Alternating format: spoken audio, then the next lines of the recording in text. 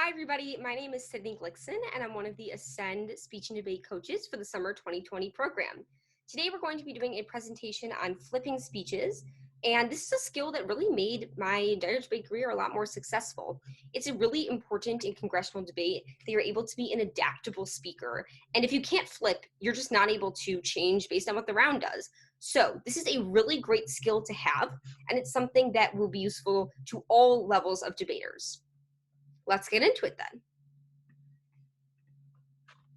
So, flipping speeches in round. What is flipping? Flipping is just a fancy term for strategically giving a speech on the opposing side of the debate. That's it. It's really not that challenging, right? If you plan to speak on the affirmative and you flip, it means you go from your affirmative speech and you change to a negation speech during the course of the round. In theory, that's a very simple concept.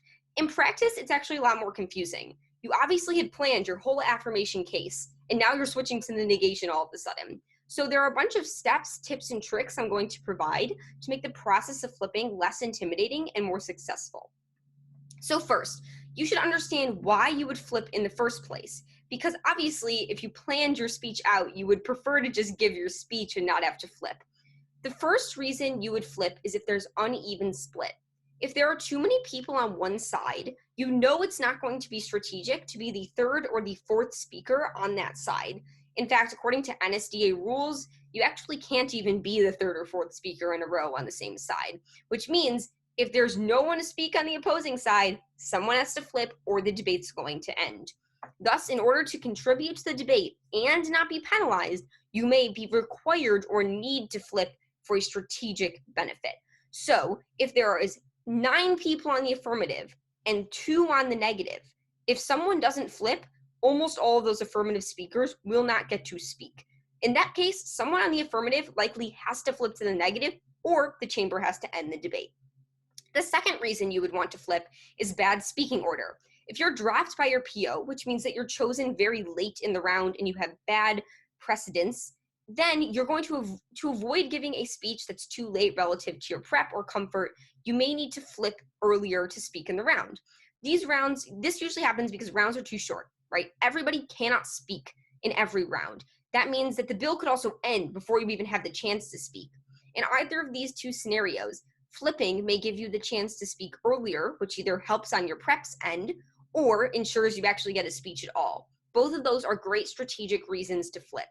This is especially useful for the first bill of a round because a lot of times, if you have a good sponsorship or you want to speak early on the second or third bill in a debate, then you want to get a good speaking order in that initial bill. That requires you sometimes to flip to make sure you don't get put too late in that first cycle that you can't give the speeches you want later on.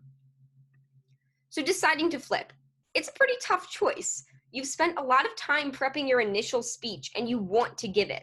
I totally understand, but sometimes it's just a strategic benefit to flip. So, because it's a hard decision, I've outlined some basic rules that I would use when I had to decide if I was going to flip or not. These are just guidelines, but if you don't feel like flipping is a strategic advantage, you shouldn't do it. Here are some ways to ensure you flip on the best terms possible.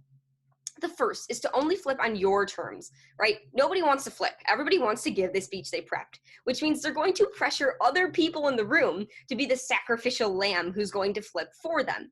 The problem with that is you don't want to be the sacrificial lamb because then you sacrifice your speech just because you were peer pressured into it. Most debaters make the mistake of being pressured into flipping at least once in their career. If it's already happened to you, don't do it again. If it hasn't happened to you, don't fall into that pressure into the first place. So when someone tries to push you to flip because they want to speak on the affirmation and they want to speak on their original case, you don't have to. Flip only because you have decided it is to your benefit to flip, not because the guy sitting next to you thinks you should. The second rule is that flipping can actually be very advantageous if it's done correctly. And in these cases, you want to flip if you are comfortable. So a good example of this is if you want to speak early on a second and third bill, you might flip by choice on the first bill because you want to get good speaking order. Another good example is if you know the round is going to end before you can get a second or third speech, maybe you're going to flip to make sure you get that third speech in and help boost your score. In some other cases, you might just decide that the affirmation is not a good side in this debate, right? They're making repetitive arguments. Your argument is already going to be rehashed, but you could flip and write a stronger speech. That's another good reason and an advantageous reason to flip. In those cases, if you're comfortable, you should flip. The third rule, flipping does not excuse a much worse speech. It only means so much if you flip if your speech is terrible. So you have to make a conscious decision at some point about whether you're going to flip or whether you're going to stick to your speech. If you know you're sacrificing the quality of your speech when you flip, then you shouldn't flip.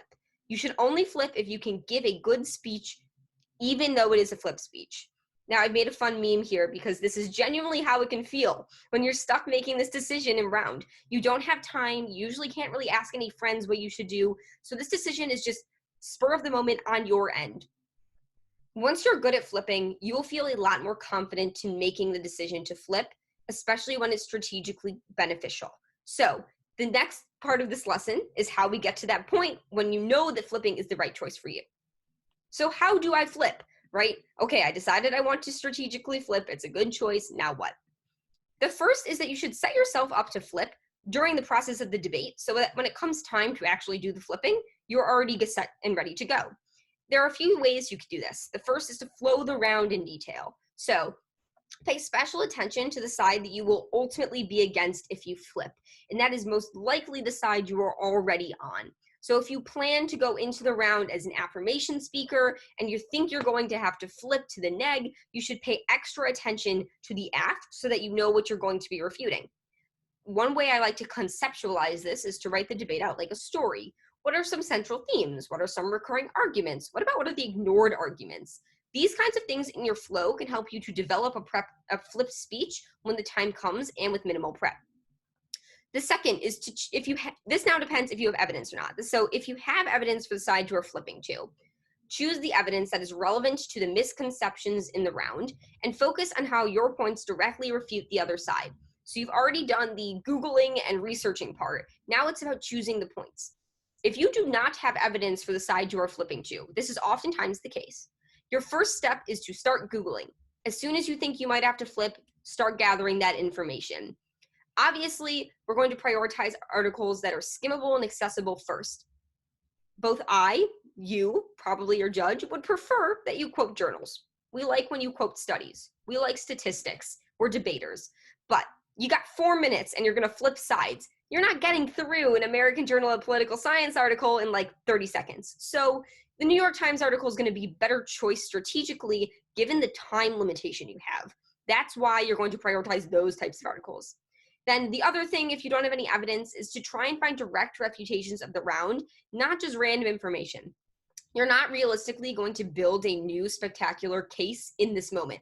But what you can do is find direct refutation of the current debate, and then you can easily integrate yourself into the round that's already happening.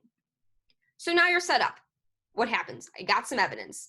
If you already have evidence for the side you're flipping to, choose the evidence which has the most clash, and then explain what the speakers have missed thus far in the round. So look for your arguments that are going to fill gaps. You want to think about your evidence playing in as like the kind of the bridge between the debate as it is now and the debate to what it could be.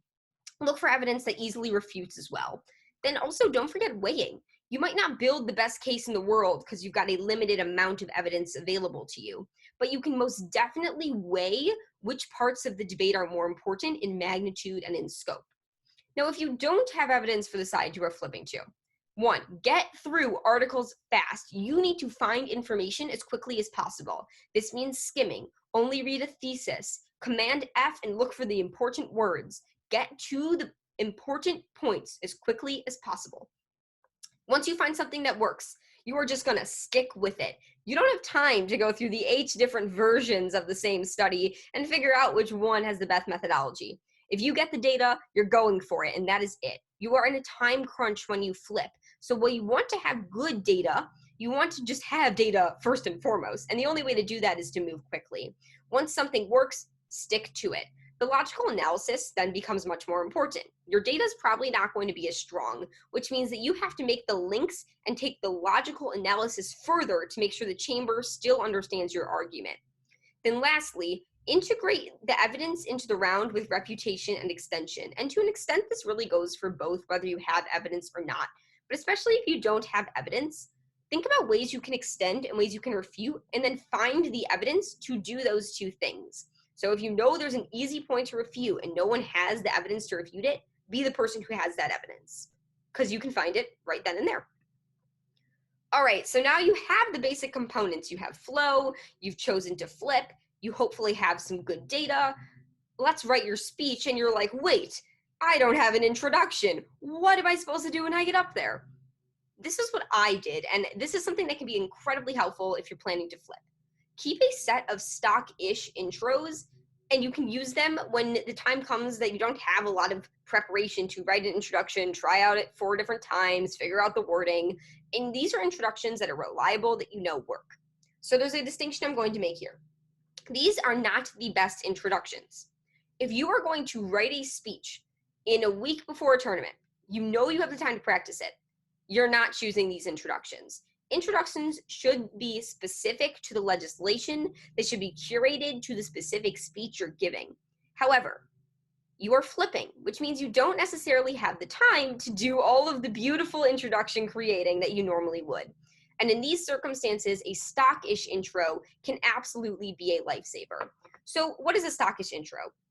These are intros that apply to certain themes, but can be useful in a multitude of actual circumstances.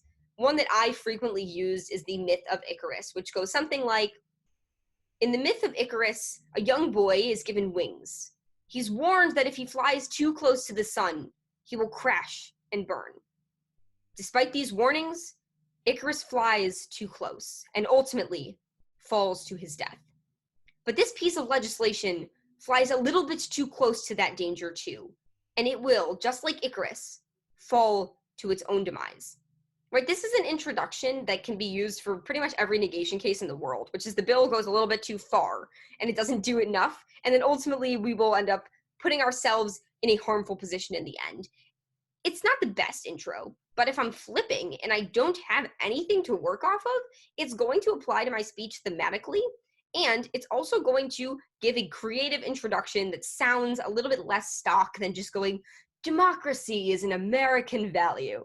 And that's what we want to avoid. Another thing you can do on the round is to bounce off of a previous introduction. Obviously, this is ideal, but only if you have introductions to bounce off of. Some rounds give you a lot to work with. Maybe someone makes a pun, someone has a metaphor, and you can easily flip that metaphor or the joke to your side. More likely than not, people are giving mediocre introductions that don't have a lot of flipping potential. So having a set of stockish intros can be helpful. If you have the choice, it's better to come up with a great introduction than use a stock one. But if you really don't have a choice, it's better to have a stock intro than to just have a spiel about some American value for 30 seconds. All right, so now you're writing your speech. You have your introduction, you got your evidence. What about those contentions? For contention wordings, you want to work off of the assumptions in the round. If someone keeps saying this bill will increase our GDP, and you have evidence that says this bill will decrease our GDP, that's good. Just say, this bill will decrease our GDP. Simple is really and honestly fine. A lot of times we like to think we want these complexities and nuance in our speech, and yes, you want all of that, but it can come in refutation, extension, and it can come in the impacts. The contention wording does not need to be the most complex part of your speech, particularly when you're in a time crunch like this. Like all of these rules that I've given you, they're great rules in the case of a flipped speech.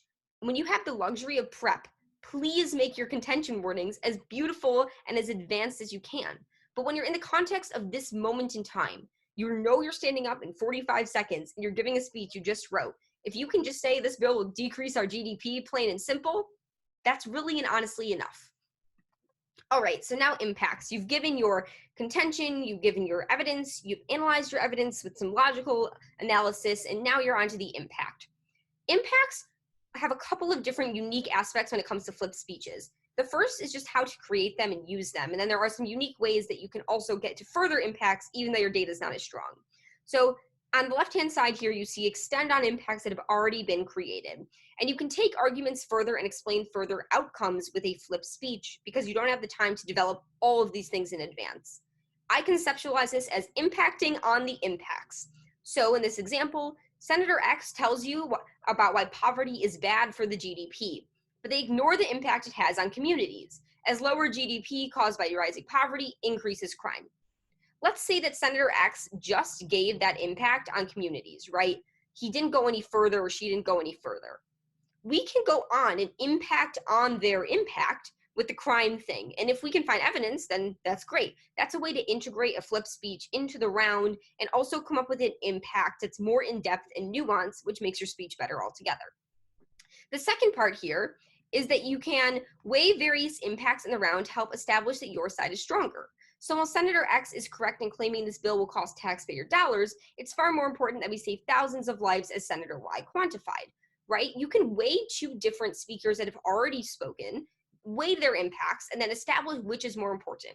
I care that Senator Y saved 1 million people. I don't care that Senator X cost $300,000 quite as much, given how important the lives of those 1 million people are. The last is to use logical links to conclude impacts that your evidence doesn't fully establish. So sometimes your data is not as strong in a flipped speech. That doesn't mean you can't get to great impacts. You just need to use more logical analysis to get there. In this example, given that carbon emissions pose major health threats, this bill reduces the burden of chronic disease and increases lifespans of the American people. You might not have evidence that says this bill decreases lung disease by 26%.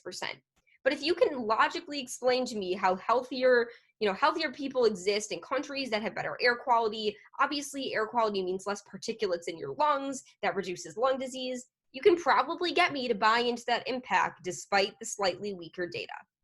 Rhetoric. So just because your speech is flipped doesn't mean you get to get away without all the basic components of a speech, and rhetoric is included in that. So for rhetoric in a flipped speech, the easiest way to come up with rhetoric on the spot is use what's already been given to you. Play off the already used rhetoric in that round. This is a really, really easy concept in theory. Once again, the practice and the implementation is a little bit more challenging. The example I have here is if a previous speaker said, "We're turning a corner on climate change today," you then bounce off and say, "This legislation is spinning America in circles," right? Take a concept from previous rhetoric and reapply it to your side. Two things here. The first, the judges might not even realize you did this. That's not the point. The point is it gives you the ability to make rhetoric quickly and make rhetoric that makes sense and is kind of integrated and unique. So it doesn't matter if the judge really consciously knows that you took someone else's impact. It's about coming up with rhetoric easily took someone else's rhetoric. It's about coming up with rhetoric easily and making it applicable to your speech. The second thing, when you can make it really explicit that you're playing off someone's rhetoric, it looks good, as long as you don't then make fun of the person and not refute their arguments. So don't refute rhetoric, refute arguments, but use rhetoric other people use to help you come up with rhetoric when you don't have time to think about it as thoroughly in advance. So a couple of things to pulling off a flipped speech. The first and foremost is confidence. Most likely, everybody knows you flipped this speech. There was no one who stood on the neg, or you had to take a short recess to finish the prep. Something happened, and more likely than not, people know you flipped. But what that doesn't excuse is a bad speech. You should still, and you still will, own the speech despite it being a flipped speech. Confidence is key. A big part of giving a good speech in debate is convincing everyone in the room that you're giving a good speech in debate, on top of having all of the good basic components. If you can flip a speech and be confident about it, that says a lot about how great of a debater you are. So own that speech like any other prep you would. The second is refutation. A lot of times you can supplement a mediocre case with a strong refutation. So if you don't have the best data, you don't have the luxury of time, you don't find as many good arguments, but you can make a really strong refutation out of the arguments you have, that's a great way to make a good flip speech, right? You're supplementing the lack of a great case with a lot of refutation. And this is a great technique when it comes to flipping. Use refutation and extension to your benefit. The third is a plan, because flipping does not mean you cross your fingers and you get up to the front of the room and you just hope it works. Nuh-uh. We have gone over a ton of steps in this presentation about how to flip effectively, how to set yourself up to flip. And those should be the same steps that you go through every time. You don't just hope you can flip a speech. You actively flip a speech to work. If you take the steps and if you consciously make the effort to flip, you don't have to cross your fingers. You just know you wrote a good speech with a time constraint.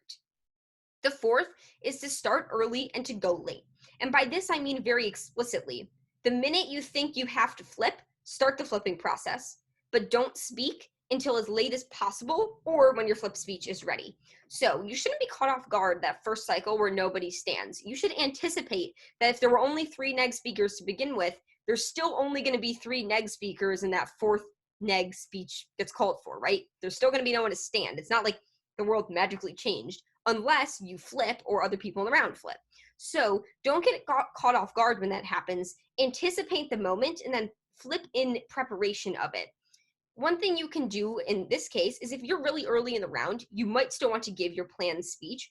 You can start the flipping process, start finding evidence, make sure you're really flowing very well, and also be working on your planned speech. If you get lucky and the PO chooses you and you get to give the planned speech, great. Worst case scenario, you wasted a little bit of time in round starting a flip speech.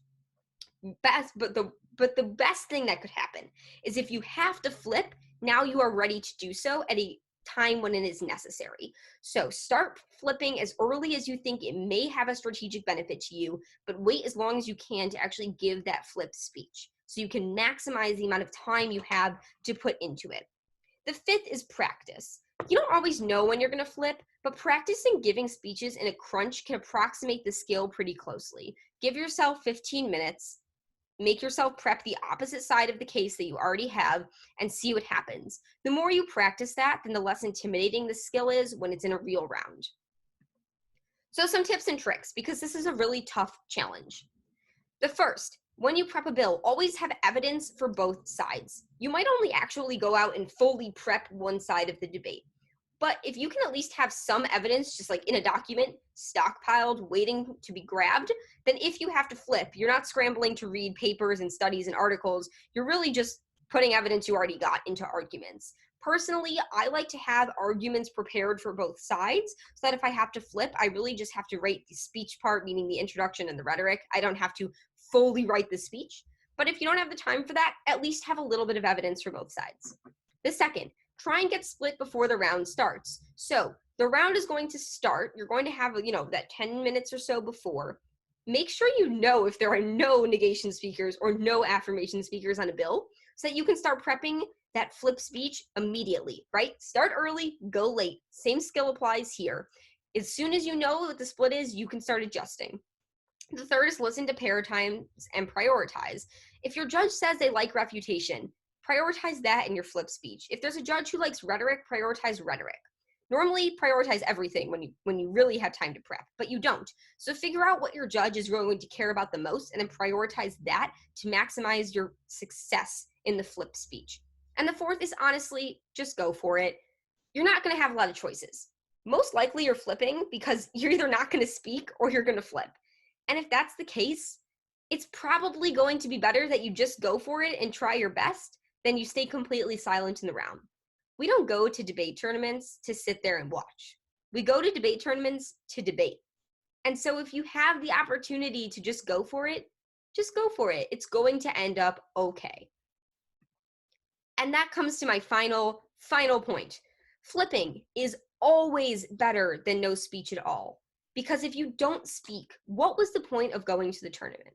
What was the point of all of the hours that you put in preparing, all of the questions you're going to ask, all of the evidence you've compiled, if at the end of the day, you're just complacent in letting the argument happen without you? I think that all debaters really truly go to tournaments because they want to be there and they want to participate. And if that's the case, flipping is the way to do that no matter the circumstances. In my own debate career, there were a lot of cases where I would not have been given a speech if I didn't flip. But flipping made all of the difference between my success and going home feeling like I had sat in the background silent. It's not going to end up a detriment to learn how to flip. The first few times will not go well in round, most likely. It's a tough skill. But once you master the art of flipping, you are one of the most adaptable people in your round, and it's pretty tough for someone to get you out of a speech because you can make yourself fit in any context in the debate. It's a truly important skill to having a good and successful debate career, especially as you get to more challenging out rounds where people are a lot less likely to be lenient and give you the benefit of the doubt and have a double side on any side of the bill. So, flipping is critical. It's something you have to learn at some point if you want to succeed. It's not as bad as it sounds, I promise. I did it all the time and I'm still surviving to this day. It's just a matter of getting comfortable with not really knowing, with speaking extemporaneously, and just kind of going out there and giving it your all, even though you haven't practiced the speech 100 times in advance. So, that's the end of this lecture. If you ever have questions about flipping, it's something that is best learned through practice in my experience. The more that you just practice giving speeches in a crunch, the better you'll get at it. But that's it for flipping. Check out the rest of the database. There's a ton of other great lectures that can help, because the more base level understanding you have of debate and impact and rhetoric and evidence and all of this stuff, the better flipping is, because you already know the basics. All right, thanks for listening, everybody. Bye.